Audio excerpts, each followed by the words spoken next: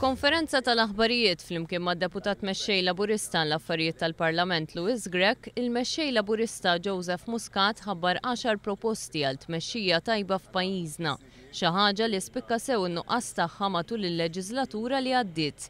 Il-politiċi jridu jmexxu bl-eżempju u jridu jagħtu l-għodod kollha neċessarji liċ-ċittadini biex ikunu żgurati li dak li jagħmlu l-mexxejja li eleġġu jinżammu kontabbli għalih matul il-leġislatura kollha. Għal Joseph Muscat. L-ewwel proposta titneħħa liġi ta' preskrizzjoni għal politiċi dwar reati relatati mal-korruzzjoni. It-tieni tiddaħħal il-liġi tal-Whistleblower Act, liġi li tkun tipproteġġi lil dawk kollha, inkluż uffiċjali pubbliċi u kumpaniji li jersqu l-quddiem mingħajr biża' b'informazzjoni ġdida u fondata dwar każijiet biex jiġu investigati fl-interess tal-poplu Malti Wawċi. Jissaħħaħ il-kodiċi ta' etika chairpersons u membri fuq bordijiet ta' awtoritajiet u entitajiet pubbliċi biex jiġu identifikati u evitati konflitti ta' interess.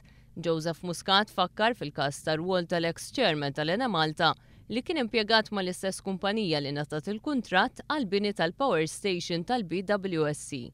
Mill-proposti li ressaq dalgħodu Joseph Muscat jirriżulta li gvern ġdid mhux se jagħti żidiet lil politiċi fis-salarji tagħhom.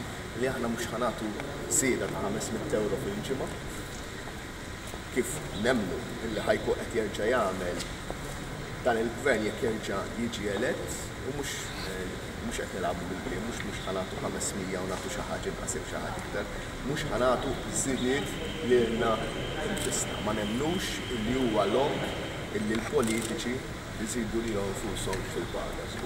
Fl-istess ħin titwaqqaf kummissjoni indipendenti magħmula mill-Ombudsman, mill-Awditur Ġenerali u mill-Kummissarju Elettorali Ewlieni biex b'mod indipendenti tipproponi sistema ta' ħlas għall politiċi kollha mill-Prim Ministru l-isfel biex imbagħad tkun għad-diskussjoni.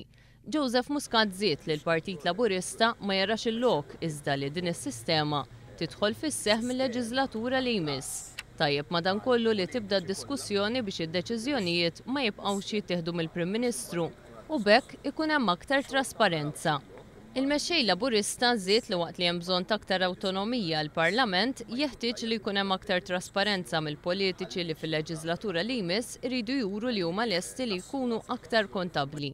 Joseph Muscat qal li l-lista tat-tendenza tal-politiċi għas-seduti parlamentari tibda tkun disponibbli online biex il-poplu jkun jista' jiċċekkja l-attendenza tagħhom.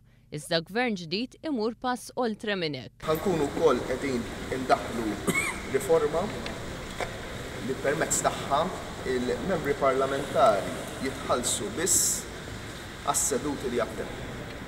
Lif meta jkunu skużati għal xogħol ta' parlament mart jew kwistjonijiet oħra maġġuri jew xogħol governattiv.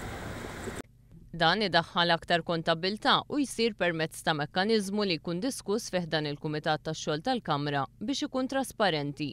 Proposta oħra hija li jiddaħħal kummissarju parlamentari għall-standards li jinħatar mill-Kamra ta' Rappreżentanti li b'mod indipendenti jissorvelja lil membri parlamentari u lil membri tal-Kabinett u jara li x-xogħol u l-interessi finanzjarji tagħhom ikunu dikjarati. Proposti oħra huma li jitwaqqaf Kumitat tal-Affarijiet Ekonomiċi flimkien ma' kumitati oħra speċjalizzati li fost oħrajn iservu bħala skrutinju tal-politika tal-Gvern f'dan il-qasam u anke bħala lok fejn il-Gvernatur tal-Bank Ċentrali jaqsam il-ħsibijiet tiegħu b'mod formali. Kif ukoll biex jitwaqqaf Kumitat tal-Petizzjonijiet li jibda diskussjonijiet fiħdanu li mbagħad jaslu wkoll fuq livell tal-plenarja.